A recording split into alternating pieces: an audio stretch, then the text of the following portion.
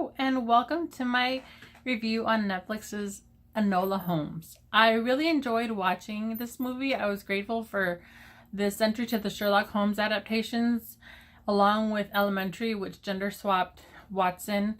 This movie gave Sherlock and Mycroft a much younger sister, unlike Elementary where they just completely gave Sherlock a female Watson. But it's a nice, it goes along with Elementary in the sense that now you have a woman in the main mix, and it's interesting to see that mix with a woman in it instead of just Irene Adler as a one-off.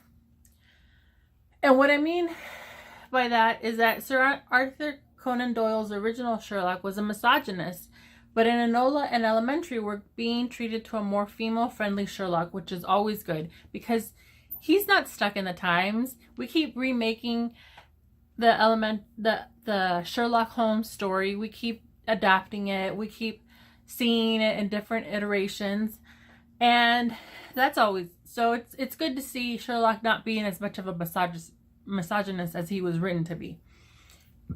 Because as much as I love Sherlock, the originals left much to be desired with all the misogyny he had. Now on to what I like about the show. The diversity alone was impressive, and I really appreciated that both Lestrade and, oh gosh, was her name Edna? I have to look that up. I'll edit that later. Were cast with actors of color, and if you notice, Mrs. Harrison's School for Young Ladies had a diverse student body as well. I saw Asian girls, Black girls, and overall it was very satisfying. But aside from the diversity, which was a pleasant surprise, I enjoyed various other aspects of the movie too. Some of my favorite things about the movie was the adorable protagonist Enola, played by Millie Bobby Brown. She really does a good job of acting in Stranger Things, but it looks like she has range in this. I was particularly impressed by the way that she wasn't completely capable of beating up full-grown men. It was very realistic because even though she trained from childhood, they kept it within the realm of believability. She was just advanced enough in her fighting skills that she could escape from a killer with some skills in jiu-jitsu and chemistry, but she did fail at a certain move twice before she got it right the third time. Another thing I really liked about the movie was the way that Sherlock wasn't automatically Enola's protector. It wouldn't have followed canon at all. But he gradually came around to seeing things her way and being concerned with her. I won't spoil things completely though and say how it happens. Also, I wasn't sure I would like seeing big, beefy Henry Cavill being the more cerebral Sherlock, but now having seen it, I can allow it. Sam Claflin was nearly unrecognizable as Mycroft, but he also did a good job. And speaking of which, I found it a little hilarious that Sam played Mycroft, the older brother, and Henry played Sherlock, the younger brother. I really laughed at that and pointed it out to my sister and mom when we were watching. Acting-wise, they of course pulled it off, but it's the little things that give me a chuckle. Another thing I loved about the movie is how the romance was age and period appropriate. They were slow to care for each other initially, and there was no rushed or forced kiss. We are talking about a time period where young girls are supposed to have chaperones here.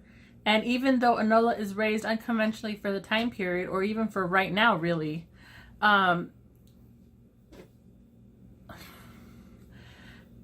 for right now, learning martial arts at a young age and being schooled and deciphering, like, you wouldn't raise a young girl like that even nowadays. It would be highly unusual still. But they still didn't completely break with convention and show her completely just like making out with a random boy and stuff. That wouldn't have been very believable either, because she still occupies a certain space in class and society.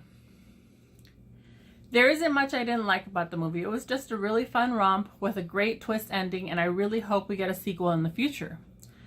Some things I would like to see in the sequel includes Enola having another adventure, this time with another girl, maybe helping her with a dilemma that she's in, and maybe Enola's first kiss, or her living with Sherlock or being under his care, because she's far too young. She's only 16 and she's on her own at the end of the movie. So I know I've spoiled it. Maybe I'll cut that out. But like, I would ideally hope that this would be the beginning of a franchise and we'll get Enola for a full trilogy of movies. But they have to move fast because with Henry's schedule with The Witcher and Millie's schedule with Stranger Things, they actually have to plan very carefully. Anyways, thanks so much for watching my review. Please leave a like and subscribe if you like this episode. Oh, I forgot to rate it. I give it 4.5 stars out of 5 because I really had a great time. I just would have appreciated this being a show, really, instead of a movie, because I feel like there's just so much that we could get from a show. Like a mini series would have been great. But